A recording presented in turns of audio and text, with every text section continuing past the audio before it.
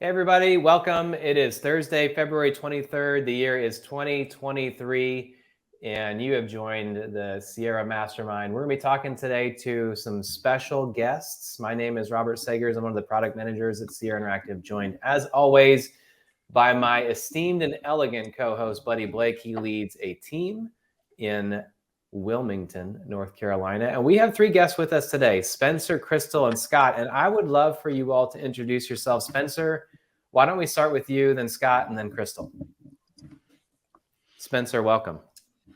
So thanks, Scott, or thanks, Robert. Thanks for having me. My name is Spencer Linquist. I am on the team at Ruuster.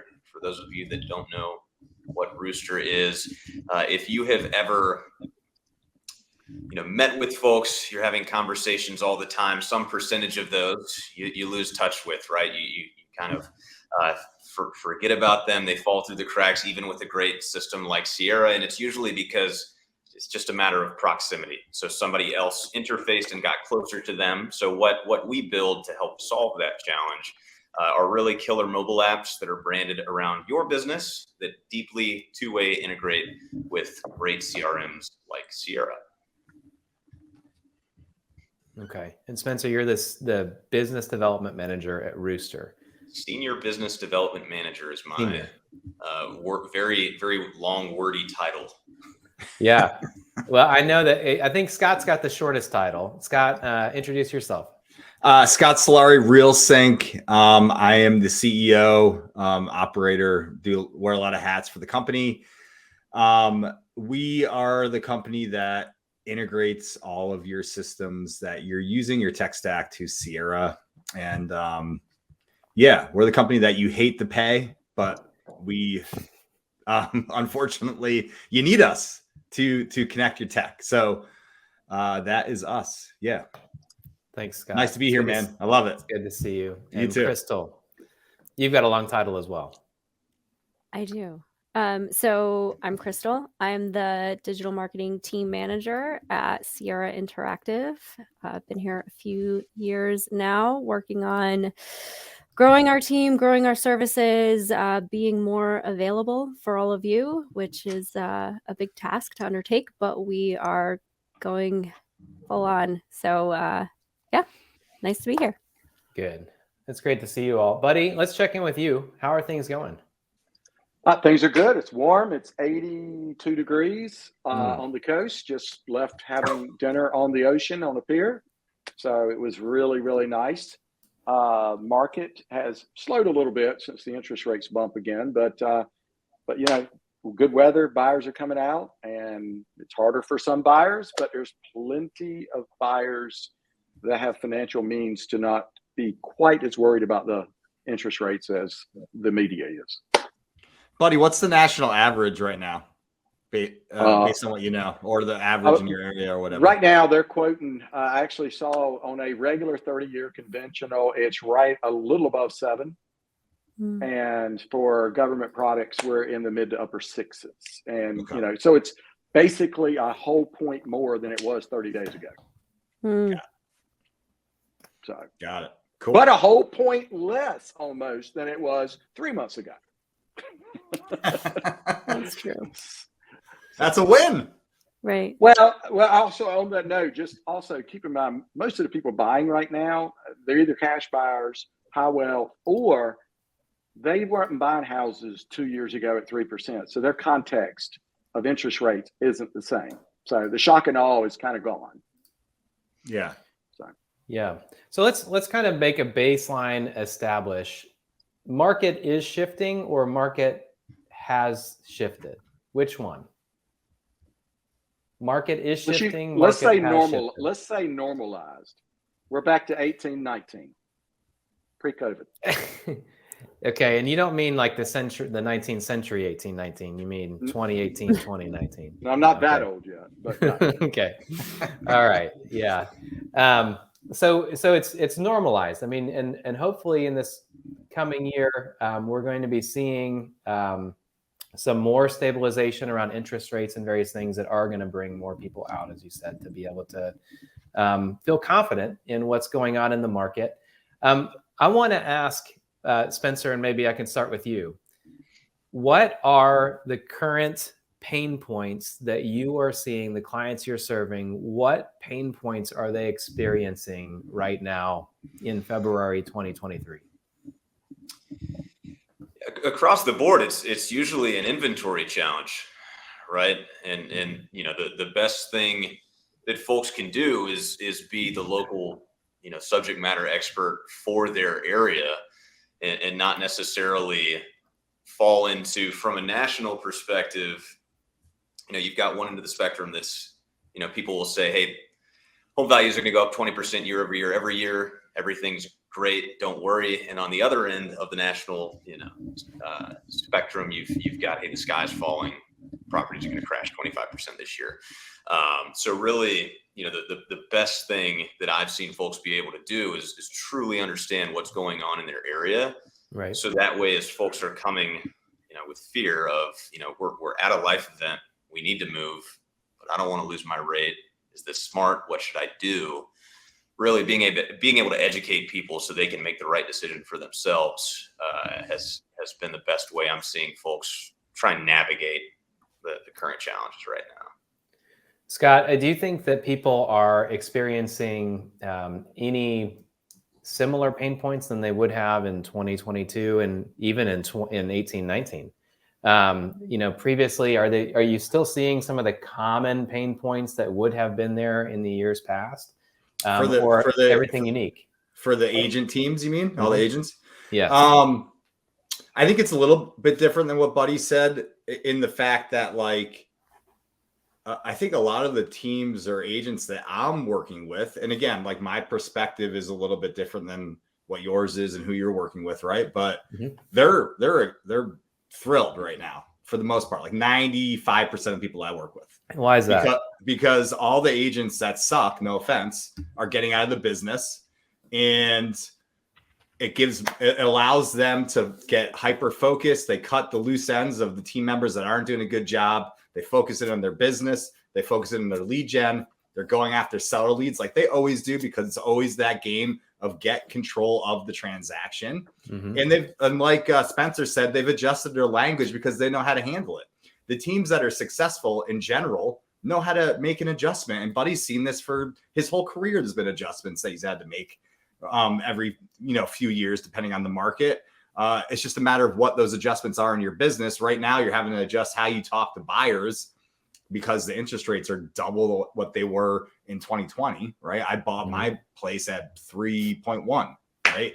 And so that conversation is different, but it's still a great market. And that's what I'm seeing. So I think it's just how you're going about generating those seller leads, how you're staying in touch. And we're seeing a lot more like inward type of business being done, right? And what I mean by that is, like, yeah, maybe we're not quite spending quite as much money on online leads, but, you know, you've built a database.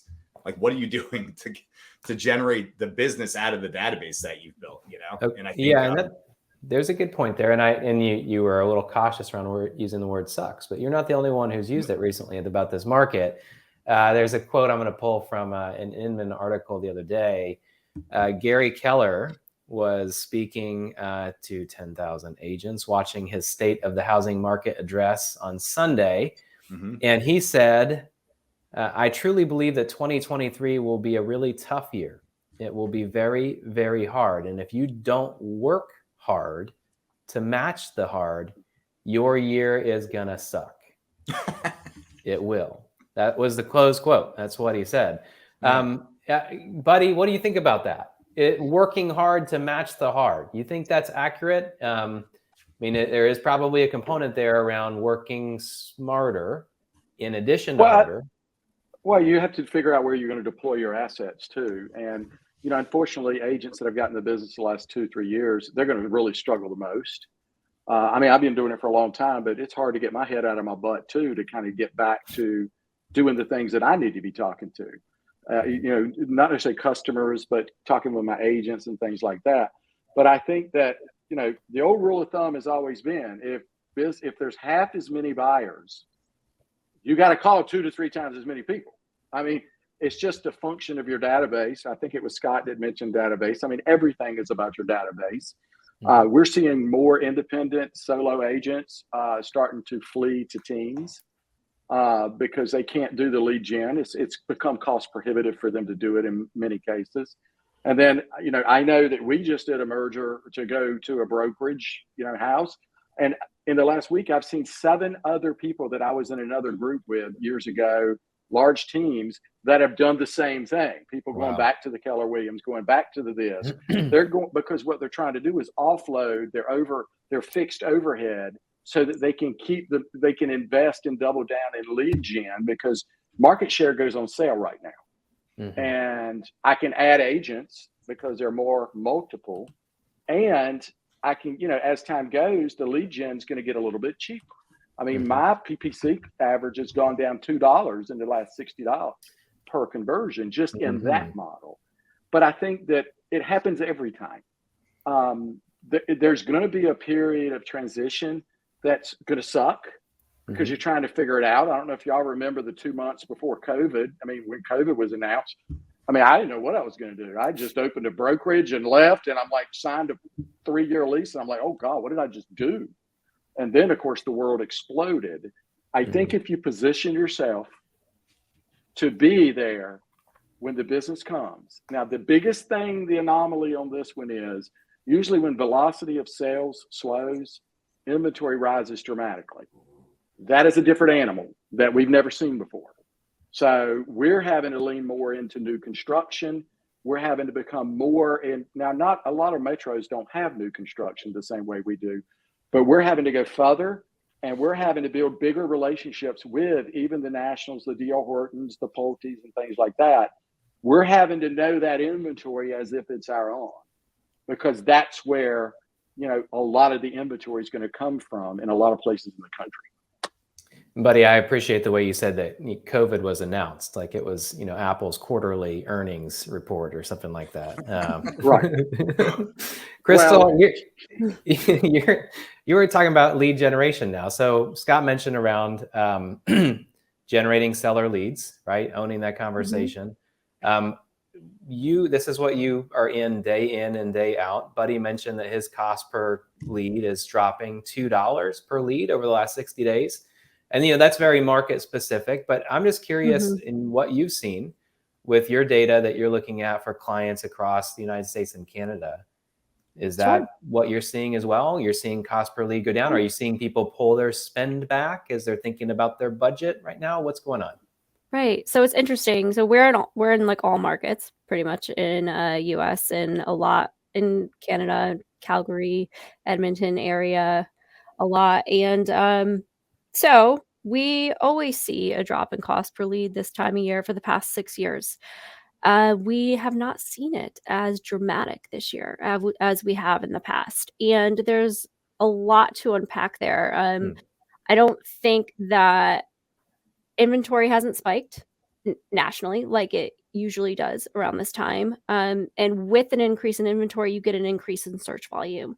So it's cost per lead is very, very, very market dependent. So you either have high demand in low cost or low demand and high cost. And then you also have this out of left field, your competitors, right? Who can just double, triple, quadruple their budget. And all of a sudden your cost per lead doubled, right? This is what you're dealing with out there. So you definitely, I love how you use the market share goes on sale this time of year. I'm going to start using that, I think.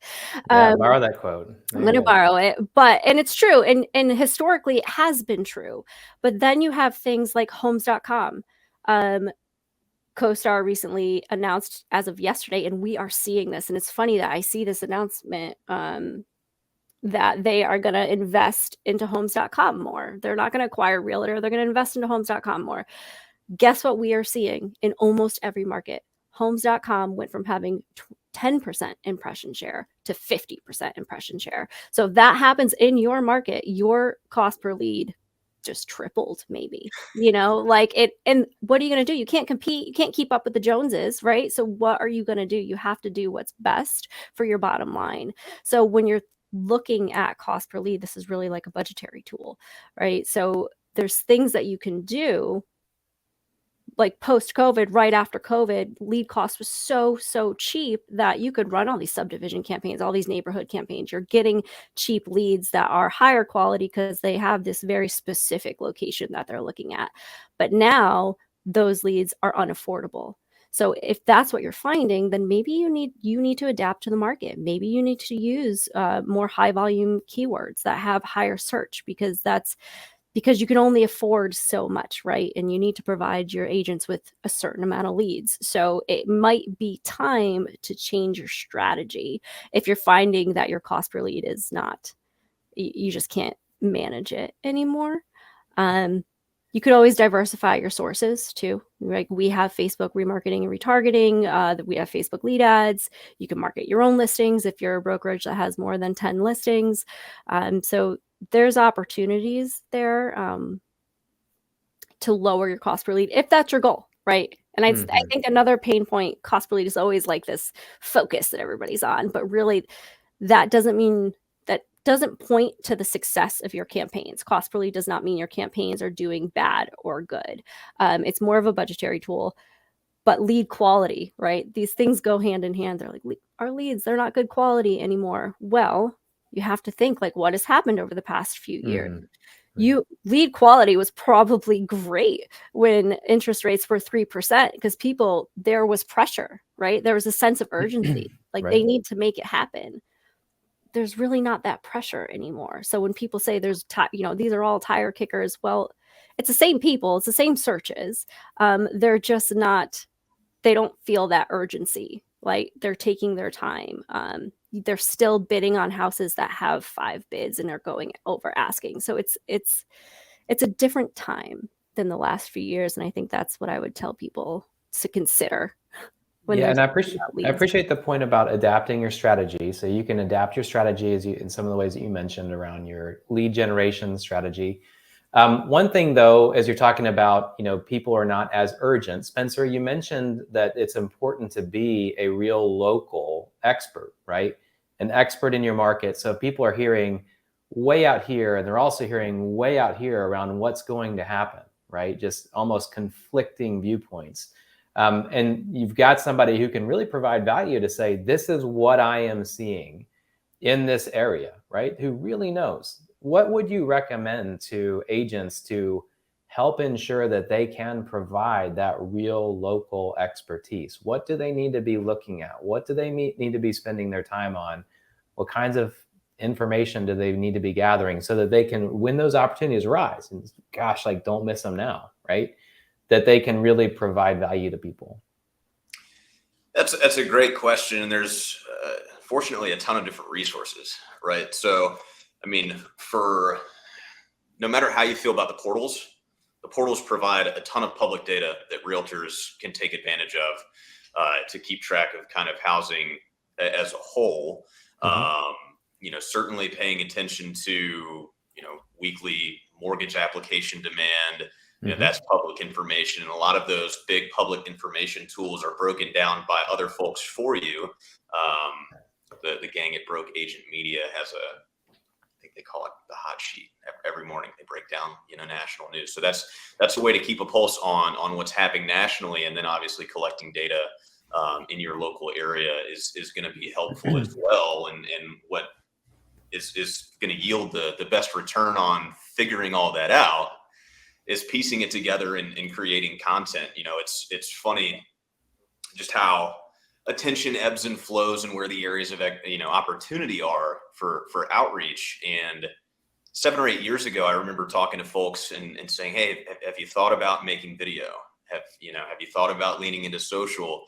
And now a lot of folks are doing that, and they should continue doing that. But plenty of folks have forgotten to sit down and write a weekly email to get out to everybody. And you're seeing a lot of folks having success with email again, and just seeing how that ebbs and flows. No matter what channel you're using, I would consolidate that data and just get it out in front of people and bring that value, so that you're keeping them informed, staying in proximity, and whenever a life event happens or rates drop or that motivation increases, you're there and ready to kind of the transactional opportunity.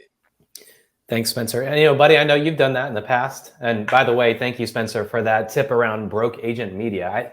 I have not seen that. I pulled that up in the background, and I'll be signing up for this. Thank you. My daily source of news is typically Inman and then our clients. But this is, and any YouTube video that Buddy sends my way, this is very helpful. Thank you. The broke agent media is free versus the Inman membership. So yeah, right. I hear you on that. Buddy, you've done that. I mean, you've walked through, you've done video, you've done emails that link to videos that are market overviews and this kind of thing.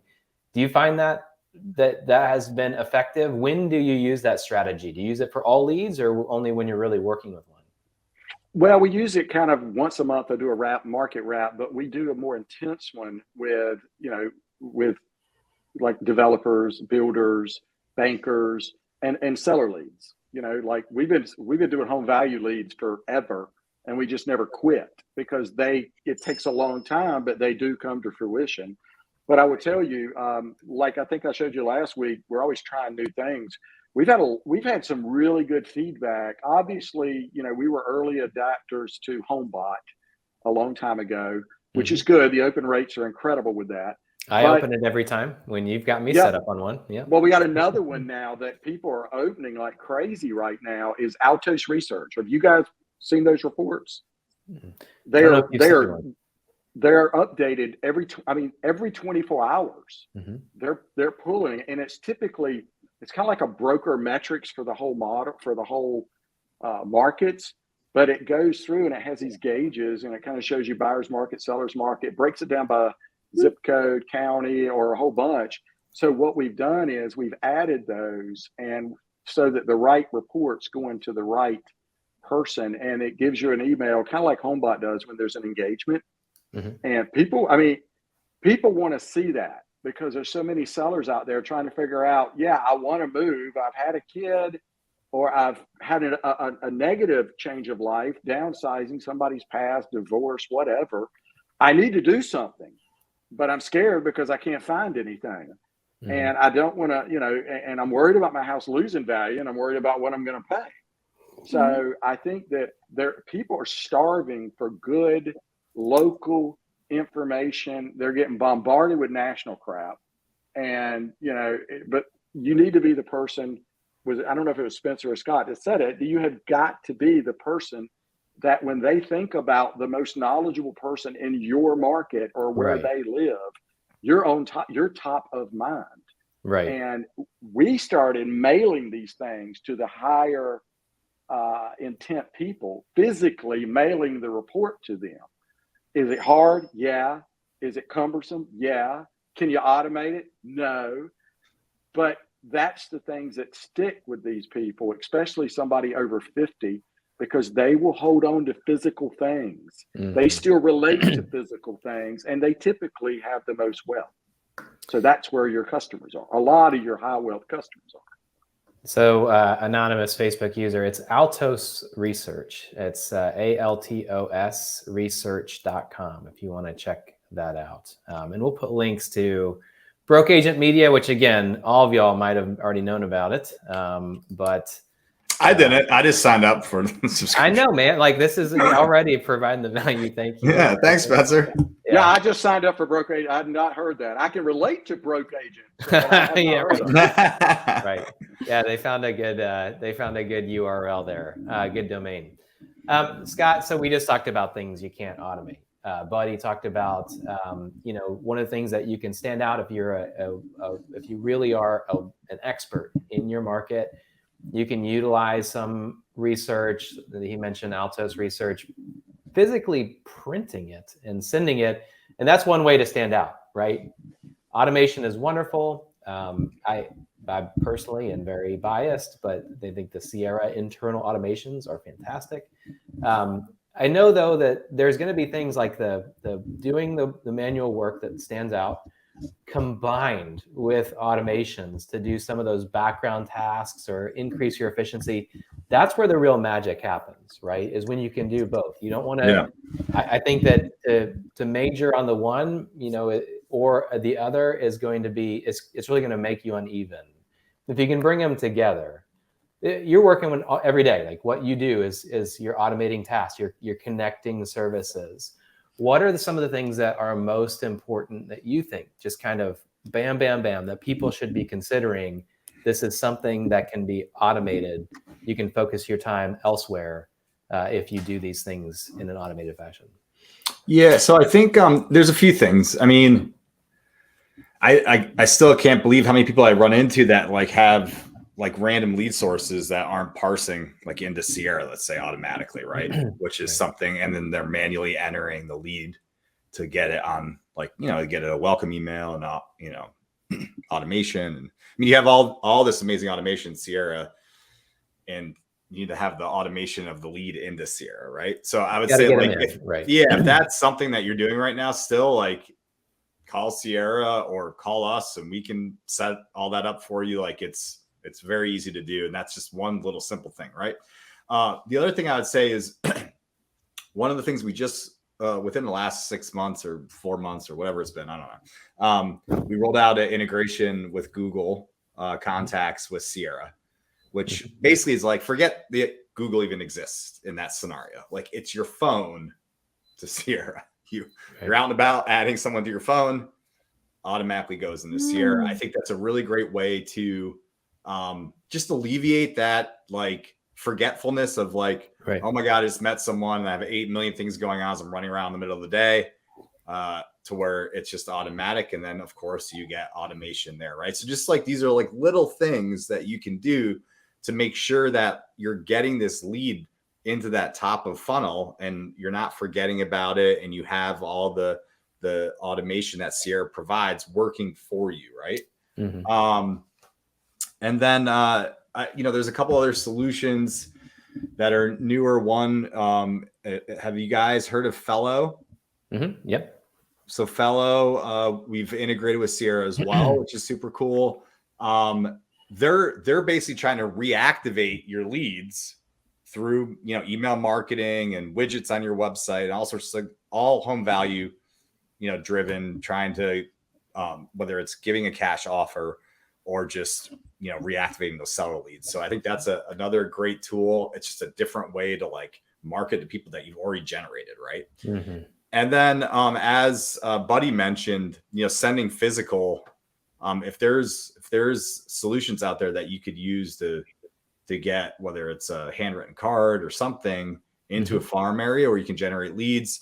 We have another integration coming with Sierra. And I know I'm like promoting myself right now with the integrations that we have. I apologize. But I think we only integrate with like applications that people are using and want, right? So I think they're useful tools. Audience.co, audience.co. I think there's a few other handwritten note solutions out there. That's one that we're going to be bringing to Sierra as well, to where you can, you know, send cards out to anybody that's looks handwritten with a QR code scan, or you can use it for farming, which they have an amazing farming solution. And then that gets you leads, you know, back into Sierra. Essentially, if you have someone that's, you know, if you have they put together lists for you for farm areas that you want. And then when they engage the card, it gets into your Sierra for digital automation. So you're going from handwritten to digital, right, and generating a lead that way. So, you know, those are a lot of the things that we've been working with, that we're involved with right now, that we're seeing people use and gain traction with. And again, it goes back to like just being in front of them, you know, being the newscaster of your community and neighborhood, right? Being the person that like they come to, the where all your content's very community driven, and that you're leading with service and not asking for things, right? And just being a person that's providing value for the area that you're trying to focus in on and work in, right? Yeah. Thank you, Scott. And Spencer, we're talking about like, we've talked about snail mail now. Do we want to call it snail mail, Buddy? What do we want to call like physical? We want to call it physical mail? I mean, it doesn't necessarily. We just call it mail. Okay, you just call it mail. So electronic mail. It's even been shortened to email. So we've talked about email, physical mail. Any other way? We haven't even talked about the phone, text messages. What are anything unique or people thinking about what it is that's going to be best, the best avenues of communication, which you say, I think you said they ebb and flow, right? Anything else that you can think of that folks should really consider right now in terms of timely communications? I'm gonna follow Scott's lead and shamelessly mention what we do. One area that's incredibly overlooked by a lot of real estate professionals, but heavily used by every other industry, is push notification. So whether that's an app we would build you or app-based tools that are delivering your message via push notification. Yeah. Uber, your ride has arrived, right? They're nearly 100% read, right? So that's extremely effective. Text is obviously awesome as well. I don't think any one of those is, better or worse than the other. I think these are all tools in a complete marketing solution, and what you need to do is track everything, track all of those numbers, and that way you can be constantly manipulating which one of those levers you're pulling on, letting off of, and able to exploit the areas that other folks are ignoring. You can ramp up that particular channel. Thank you. Crystal, you talked earlier about quality leads. So thinking about communications with leads, and not to get into the Glenn Gray, Glenn Ross. I want the good leads. So in terms of quality leads, is it always about the quality of the lead, or is it sometimes about clients having certain processes in place to be able to follow up with those leads in a timely fashion, provide value beyond just you paid for a lead and it came into your system? Right. So I think it's the second there. So most people are going to buy a home at some point. So I'd say that, and you can go two different ways, right? I mean, I think it's a numbers game. For me, I think the way I'm looking at it, the people that have the most success with PPC, they're getting the most leads. It's a numbers game for them. So you're going to close maybe 1% of your leads. If you have a larger number of leads, you're going to close more deals. But not everybody can play that game. So I think that once you get the leads in your system, there's a chance at some point, I think it's like 65 to 70% of people or something like that are going to buy a home at some point. And you want them to buy a home with you. It's not with you, it's going to be with somebody else. And I think that this is where all of these tools come into play. This is where the CRM comes into play. So you just got a lead for $5, $10, even $20. I mean, that's so cheap in the scheme of things. And now you're going to use your action plans, your automations. You really have to have that system dialed in order to support the ability to nurture that lead and turn them into a sale. So this idea of like a quality lead, I don't love it, because most likely that person is going to buy a house at some point.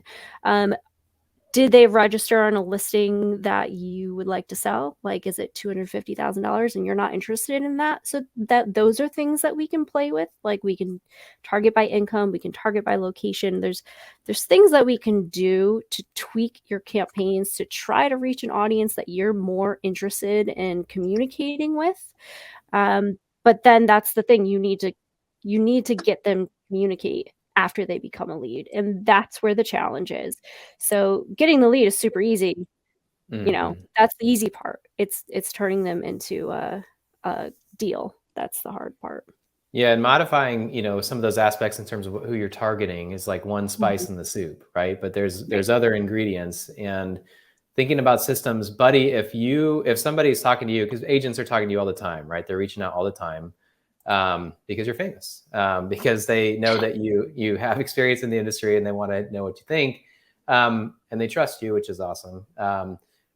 If somebody comes to you and says, I don't know if my systems are dialed in, what does that even mean to get my systems and my automations actually, but whatever it is, dialed in? How do you help them think through that? What do they do next?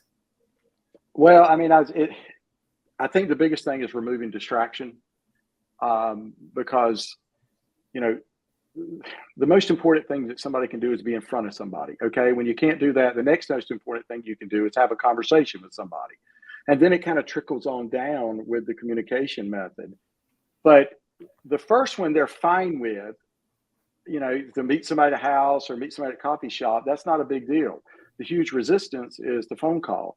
And, we have to get back to understanding that sales should, all the results of your automations, all the results of your electronic communications, your texting, all of that's goal is to get a conversation and to build a relationship.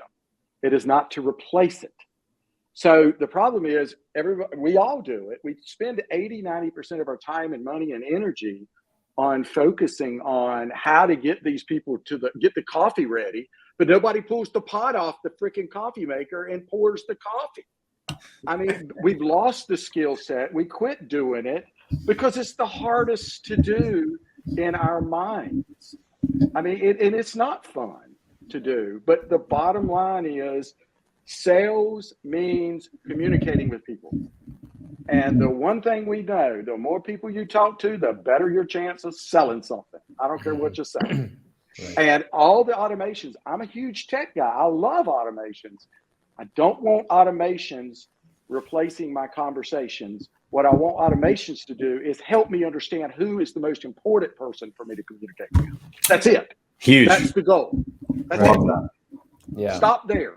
Yeah, let's go to you, Scott. I mean, you work in automation, so how, No, but does anybody come to you and say, Scott, so I can pay you and you basically will make it so that I make money now? God. No, thank God they don't say that. They say to me. Okay. Yeah. Okay. Real estate companies are not SaaS platforms. Okay. You're a service company. You have to be talking to the person, what Buddy said, right? So all these things that we're talking about, Buddy said it perfectly, is to help you navigate who you should be talking to at the right time, having that conversation. And the more you can have these systems doing that for you to tee you up so that you're not calling people that aren't ready, or you're not calling, people with bad data or bad numbers, that you're calling the right people at the right time. That's what it's all about. You have to be having conversations. I'm the same way. I end up doing so much different stuff. The only time I really make money for my company or add a lot of value for my company is when I'm on the phone calling the right people and getting a hold of them and having conversations. It's all about, or having Zooms or whatever, right? Right. Yeah, having that real in-person value. Yeah, exactly. Yeah, I mean, there's so much value to it. I can't even tell you. I mean, it's the same. We probably experience all of it. We all experience the same thing. When you get off a call and you've created a deal in some form or fashion, it's like that. Excuse my language. Why am I not doing more of this? I should be doing this all day long, because that's what you need to be doing, right? And we've all experienced that, and it's the same for these real estate teams. It's just making sure that all these other things that you're doing, as we talked about, are getting you talking to the right people. One of the Crystal and I were at an event recently. Sierra had an offsite in Dallas a couple weeks ago, and one of the images, and you all have probably seen an image like this or variation of it, was around rocks in a jar. And you have your big rocks, which are your big things you need to focus on, and they're big and they might be hard. Then you've got all these little pebbles, and I know that if you're not careful, I'll say this for myself, those pebbles end up taking up all of your day, right? Mm-hmm. When the rocks are what you should focus on. So the deal about the jar is, if you pour in all the pebbles and then try and stick the big rocks on top of the pebbles, nothing's gonna fit. If you put the big rocks into the jar first, pour in the pebbles, everything fits around it. And so that image I thought was telling and helpful. Being on the phone, would we agree? Making calls, doing the hard work, those are the big rocks, right? I feel like your systems, just in general, those are the big rocks. Well, like you have to have your systems set up and in place before you bring in the leads. And I feel like the leads in this case might be the pebbles, right? I mean, they're going to push everything. Crystal, the biggest thing is our win. I feel like an agent, and I've found this thing, the most exciting thing that can happen is when I spend some money and get a lead. Oh, that's like a huge deal. That's a win. But we throw away all the other people that have been there. But I mean, we're going back to, I'm taking my team through. Now, you're going to laugh at this. Scott, you've been around for a while. Brian Buffini's 100 Days of Greatness. Yeah. We're going back to, and you can't get more old school than that. But it's the conversations. It's for your really good customers, it's, you know, mailings, it's pop buys. Popeyes, baby. I know. I love it.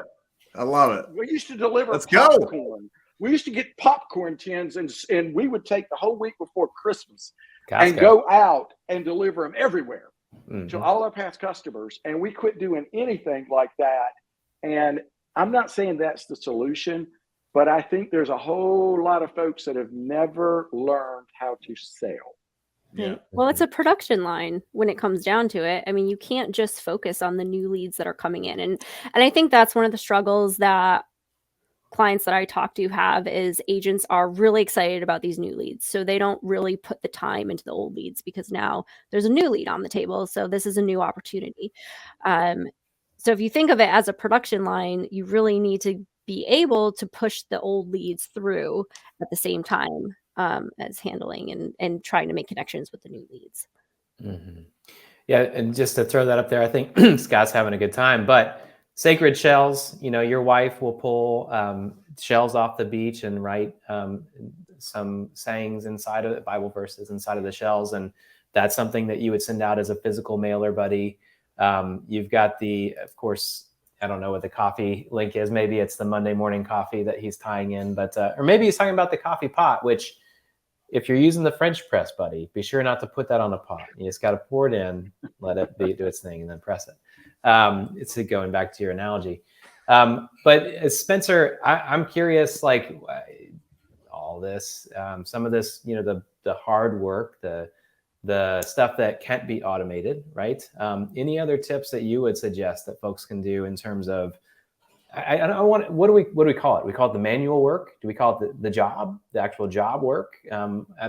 Guys, I'm looking for any ideas around what to call it, but it's the non-automatable things that are good because then you're actually providing real value. You as a person in your job, you haven't automated yourself out of work. You actually can provide with your personality, with your smile, with your time spent mailing something. Anything else that you would suggest that folks think about? No, it's really, we've just been in a multi-year stretch where you could get away with not doing the basics. And I think no matter how you slice it, we're normalizing, to use Buddy's word, back to a place where you can't only focus on, you know, that new lead, that exciting new lead.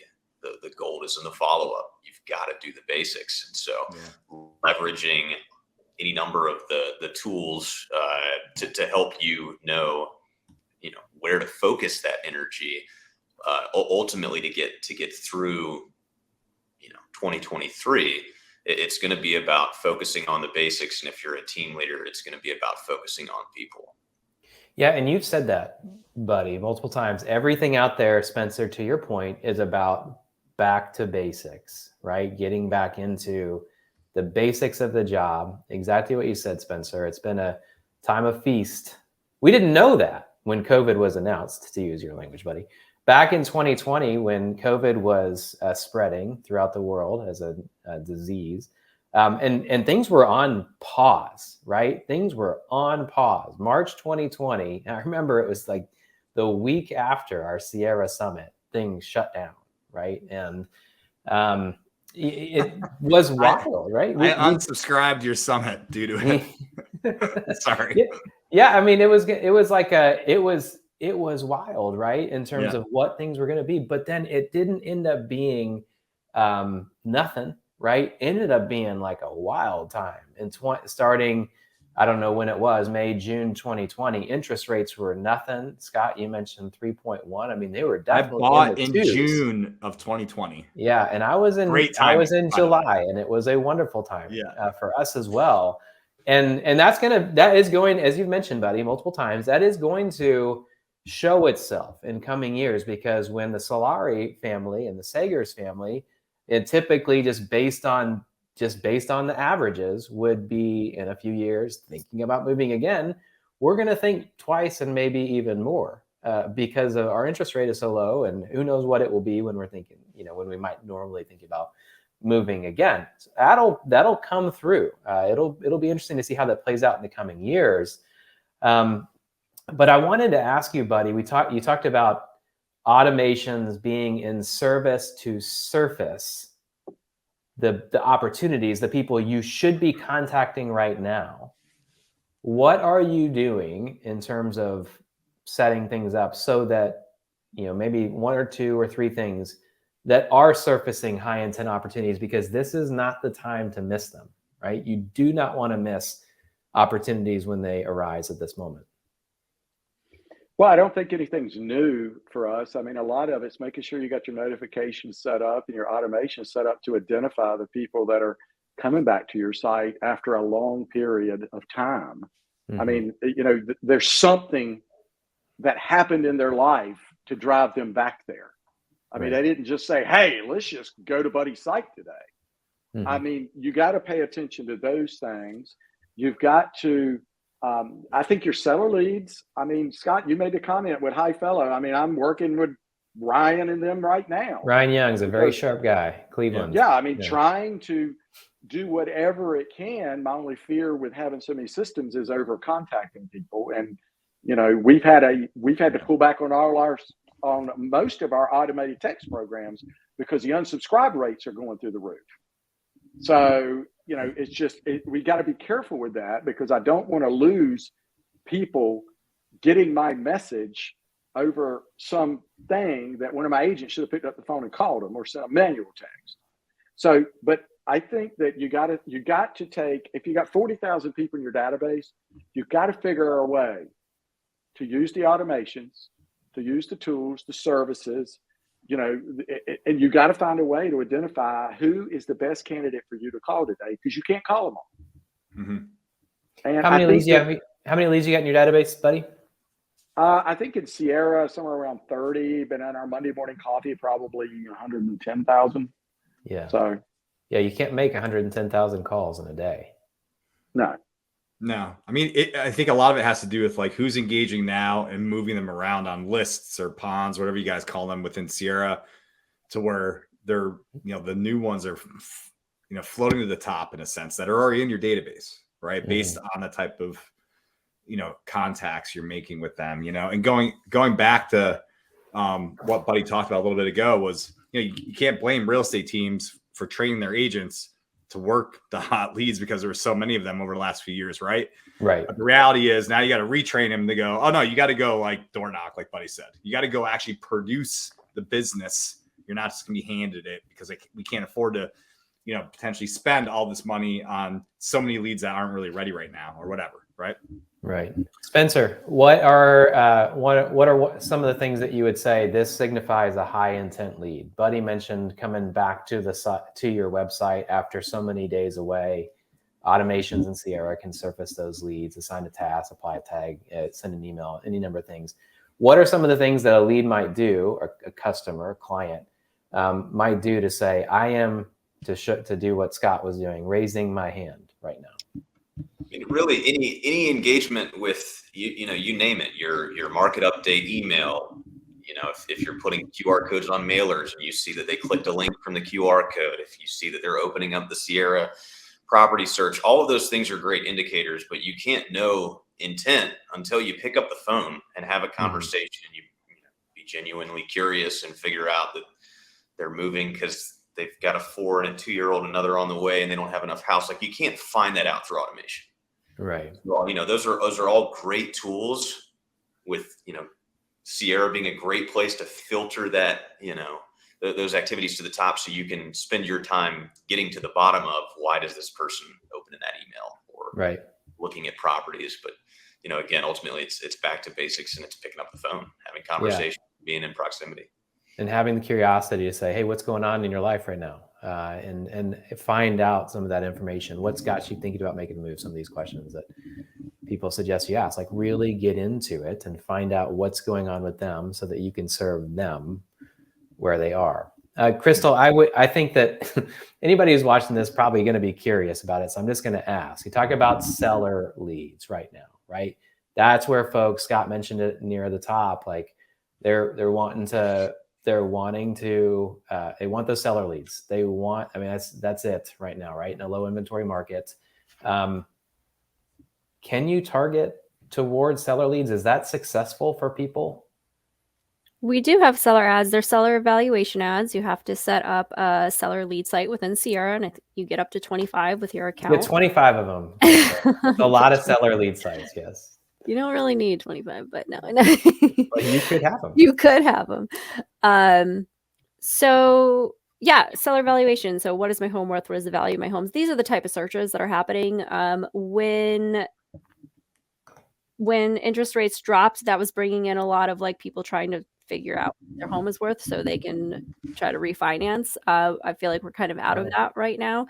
And basically it's like geo-targeting. So with buyer ads, you can reach people like buddies in Florida, you can reach people anywhere in the US to try to get leads. And that works for a lot of different locations. You can target statewide, you can target countywide, you can say, hey, everyone from New England moves here, so I'm going to target New England. Well, seller ads are different, right? That doesn't make sense for seller ads. You really want people that are local to your area, who are saying, what is my home worth? And they would land on your seller evaluation site, they'd fill out that form, and then they become a lead in your system. And if you're in the US, you get an instant estimate. There's a couple options for you to choose when you set up your seller site, where you would like that data to be pulled from. And then it's in your hands to nurture them. And I'll say, just to kind of a side note, it's not the worst thing in the world if somebody's filling out a seller evaluation site thinking about refinancing, especially if you're working with a lender partner. That is a wonderful opportunity to collaborate with a lender. And buddy, I know that you work closely with a lender. You've got them in Sierra, so I'll just throw that out there. I don't think that's the worst thing in the world, but just to say that we're coming away from that now as people are searching differently. Right. Well, and you get your share of people that have that thought process, Robert, where like, that's not a bad lead, that's something that I could utilize, and then people that are just not interested in that at all. So there's always a balance. Well, I was going to say, Crystal, on that, I'm not going to say it's too late to play, but when it comes to seller leads, it's March, and for this year, you should have been doing this for the last 2 or 3 years and generating them, because it takes their level of intent. It starts with, I wonder what my house is worth. I wonder what my house is worth. I wonder what my house is worth. I wonder what my house is worth. And then finally, it's like they're talking to somebody, well, buddy said, or I got this email from HomeBot, or I got whatever. And all the lenders are using HomeBot now. So they're getting this stuff. It's time and time and time with a home value lead. I hope that people understand when they're doing those, that is a long-term play in most cases on the short form auto valuation. We've had quicker conversion with long form, but short term, you're going to get more leads. So, can I ask? Oh, go ahead. Buddy, I've just got a question for you. When it comes to the listings you guys have generated from digital marketing, 75% of buyer leads that sign up, when they fill out a questionnaire, they indicate they have a home to sell. In your experience, what's the breakdown of the listings you guys get off internet leads that come in through a what's my home worth form versus just getting a listing out of a buyer lead? Do you know that? I wish I could answer that question. I don't track that. If it comes in as a buyer lead, we don't we don't tag that or track it that way. I know that probably close to 22% in last year was old home value leads that were over a year old of people that came in. So they were the ones that most people quit on. And some of them were 5 and 6. They were back when I had guaranteedsale.com, which was 5 or 6 years ago. That's when they came in. And they've been getting a market update. Yeah, you got to get those market updates. Yeah. Well, and here's the deal. If people aren't going to take, and it takes time, Crystal, because if somebody comes in and they got a house over in Mill Creek Estates, whatever, you got to go in and you got to create that. If you're not going to take the time to create that and look at that lead and see what it is and create it, you just, don't run any ads. But a lot of people just don't do anything with it. Right. I was going to ask Crystal, how important, and I know how important it is, but can you tell the viewers how important it is to be using remarketing ads for their website visitors?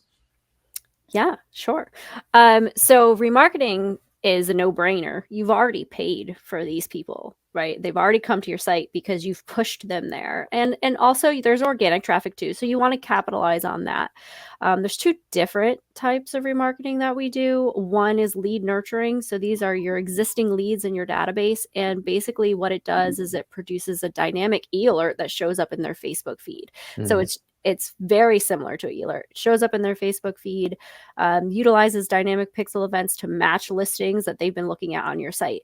So one way, I mean, the conversion rates on that, and I mean, like, you know, they see the ad and they land on your site to look at a listing. They're like 20%. It's huge. You're paying like 10 cents per listing view to your leads that are coming, that are in your database. I Dropping mean, those dimes. Come on. dropping those raining dimes. So it's a no-brainer there, and it's so cheap. You know, it's maybe $100 a month for a budget to reach thousands of leads.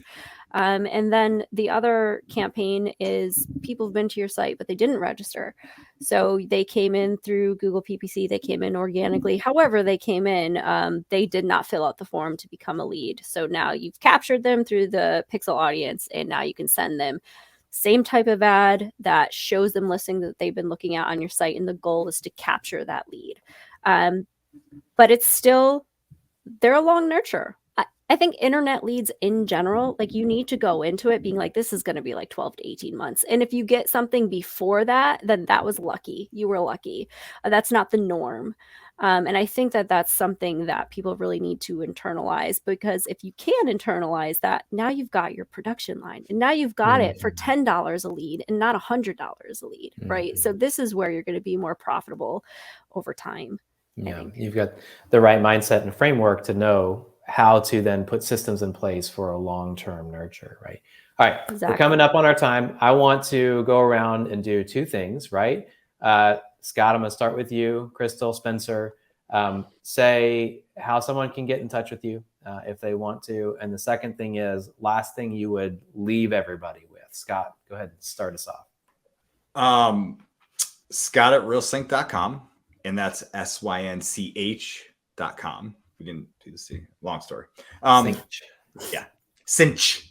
And the thing I'd leave you with is pick up the phone and start dialing, baby. Let's go. Yeah. All right. Thanks, Crystal. How about you? So digital marketing at SierraInteractive.com goes to my team, and we're here for you to answer all your questions, onboard you, get your ads launched. And I would say you really need to look internally into your systems and make sure that they're dialed in and that you're capitalizing on what's available to you. Check out that accountability dashboard. Make sure that these leads are actually getting worked. That would be my advice. Okay. Yeah, we didn't talk about agent reporting today and accountability, but a good insight. Spencer, how somebody get in touch with you, and one thing you'd leave everybody with? Yeah, so you can reach me digitally, Spencer at Ruuster.com. You can come meet me in person. Shout out, because it looks like Scott is watching. Going to be in Louisville next week for Real Estate Distilled. So hopefully we'll see some of you guys there. One thing to leave you guys with is simply just remembering to get back to basics, be an expert in your area, and leverage all of the tools that you have to keep your clients close. And that's Spencer at Ruuster, is RUUSTER.com. Okay. That is correct. Thank you. Buddy, how about you? Well, I'm just coming from the agent perspective. These guys are way smarter than me, but I mean, you just go to work, do the work, call people, talk to people. If consider an accomplishment for you to talk to 10 people today that are in your database, and let that be your goal, and everything else will take care of itself. It is that simple. And folks can find your Sierra site at buddyblake.com. Sign up for your Monday morning coffee. New and improved, I might add. New and improved ACE site. The ACE. You need to look again. Oh, I guess I do. Thank you. I will take a look. It's been a few days. The other thing I learned is, Crystal, I need to do the remarketing. I know you got on me for not doing it. I tried so Yep. hard. We were in Dallas and I I was know. like, buddy, are you sure? Send it to me. Send it to me. So Yeah. in for a penny, in for a pound. All right, let's go. That's your own kind of You're- dime right there. you're Dropping welcome, assist, Crystal. Scott Sillari. Yeah. Yeah, right. Yeah, there it is. All right. Thank you, everybody. Wonderful to chat with this group of folks. We'll look forward to seeing you the next time we're together. Spencer, I'll see you in Louisville. I will be there as well. Thank you again, and we'll see you next time. Thanks so much. Have a great day. Thank you. Bye. Bye, guys.